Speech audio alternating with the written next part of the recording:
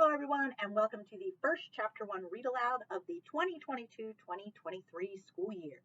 This year, I will be reading you not only some great books, but I'll be also sharing some more book hauls and newer books coming out as well. Today, we are going to be reading Gordon Korman's newest book, The Fort. Gordon Korman has written quite a few books, over 100 books, in fact, and one of his more popular books here in our library is Restart. So if you haven't read Restart, about a bully, he falls off his roof, gets amnesia, becomes this new person, definitely a great read. But this one, The Fort, again, his newest book just came out this June. The morning after Hurricane Leo rips through their town, Evan, Jason, Mitchell, and CJ find a total mess outside with downed branches and uprooted trees everywhere. They know they should stay indoors, but they want to go exploring, even if it means having a new kid, Ricky, tag along. Ricky's the first one to discover a strange trap door in the middle of the woods, the door to an old bomb shelter, unearthed by the hurricane. Inside, the boys find a completely intact underground lair with electricity, food, and even a TV. The boys vow to keep the place a secret. It's theirs now. But some secrets are hard to keep, especially when adults and older kids are closing in. And what started out as a fun place to escape soon becomes a serious refuge for one of the boys, who is trying to avoid his abusive stepfather. The fort has become the safest place they have. Will they be able to protect it? So here it is, Chapter 1 of The Fort. Each chapter, by the way, is told from a different person's point of view. So Chapter 1 is Evan Donnelly. I got stuck with Ricky the morning after the big storm. A tree branch the size of Loch Ness Monster blew in through his bedroom window, so his parents need him out of the way while they get everything fixed up. By the time I haul myself out of bed and struggle to shorts and a t-shirt, Grandma's already feeding him breakfast downstairs in the kitchen.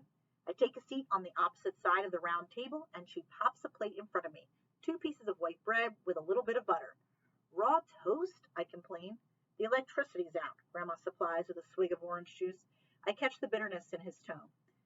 No power equals no coffee. You should see town. Branches in the streets, mangled lawn furniture all over the place. The one in my bedroom took out the whole window frame, Ricky comments. He's short and slight with huge eyes that always make him seem super serious, whether he is or not. The carpet's soaked and there's glass everywhere. I turn to Grandma. When can he go home? She shoots me a stink eye, a look she normally reserves for my older brother Luke. Mrs. Molina asked this favor of me. We're glad to have Ricky. Grandma works at the same law firm as Ricky's mom. Grandma as a secretary and Mrs. Molina as a paralegal, whatever that is. The Molinas are new in town, and Grandma is being extra nice to them because she's extra nice to everybody. It's kind of annoying, but I guess I have no right to complain. She took in Luke and me when our parents went into rehab and kept us when they left it without bothering to come home. That's different, though. We're family. I'll probably be here all day, Ricky advises me. Mom says the glass guys are swamped. Half of Canaan has broken windows. I take a bite of untoasted toast and chew until it's a tasteless paste in my mouth. The one good thing about having Hurricane Leo lay waste to your town is getting a day off from school. I polish off my juice and stand up. I'm going to track down the guys. Good idea, Grandma approves. You could take Ricky with you. He probably wants to hang out with his own friends. I don't have any friends, Ricky admits. You mean you don't have any friends yet? I amend. Don't worry, you'll make some. A day like today is the perfect chance to... I wilt under Grandma's red-hot gaze. Fine, tell me what I have to do and I'll do it. You know what you have to do, she replies, her eyes speaking paragraphs. Grandpa is oozing sympathy in my direction. He can relate. He's been married to Grandma for over 40 years. That's a lot of time to be stationed under the Supreme Commander. When I step out of the house, it's with Ricky Molina by my side. Lucky me. Grandpa wasn't exaggerating about the state of the town. The streets are an obstacle course of downed branches and shingles that blew off roofs. Debris is everywhere, and power crews move from one pole to the other, patching and replacing. On our block alone, 3 big trees have been completely uprooted from the soggy ground, flipping whole slabs of concrete from the sidewalk and curb. The entire side of Grandma and Grandpa's house is purple from a bombardment of wind-borne blueberries. You can actually smell the crushed fruit like somebody's got a pie in the oven.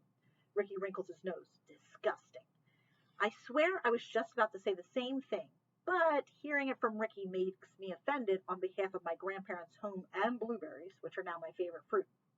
It could have been worse, I tell him. We could have been pinned to our beds when a giant branch came through the window. He shrugs. It didn't hit me. I just got some cuts from the broken glass. I should say I've got nothing against Ricky. He's not even a total stranger. He's in some of my classes at school, although I think he's a little younger than me. Not sure how that works. But in a town like Canaan, you've known your boys since preschool. That's a lot of history compared to some random kid who shows up the first week of 8th grade. I'm sure he'll make friends eventually. I'm just not going to be one of them. I lead him along Peacock Avenue as we pick our way through the branches and debris on the sidewalk. Some of the stuff we step over is pretty amazing. A weather vane, a smashed skylight, a baby swing, the rusty grill of a barbecue. I reach down and pick up the top half of a two-piece bathing suit, then ask, how'd this get here? Ricky shrugs. Somebody hung it out on their laundry and blew away. I'll bet the bottom half is on its way to Bermuda. More like Canada, I muse, picturing the TV news projection of the path of Hurricane Leo. Mitchell Worth and C.J. Scanuto are waiting at our meeting place by the trail that leads into the woods.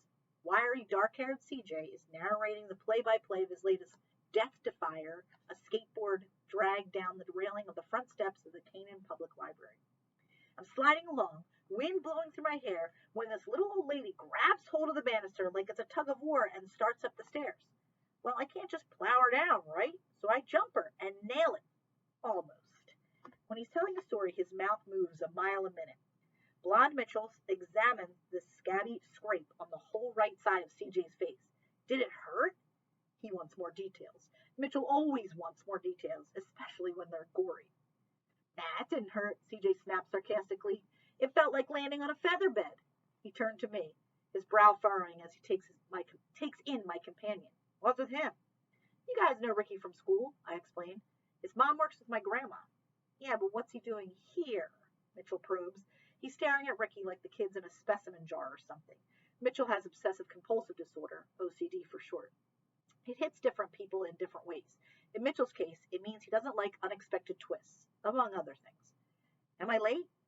The voice is distant, but it booms like thunder. Tall, athletic, Jason Brax rides up, bent over the handlebars of his silver racing bike. Sorry, I'm with my dad this week. I had to help him mop out the kitchen. We left the window open last night because we burned the chili. The smoke went out, but the hurricane came in.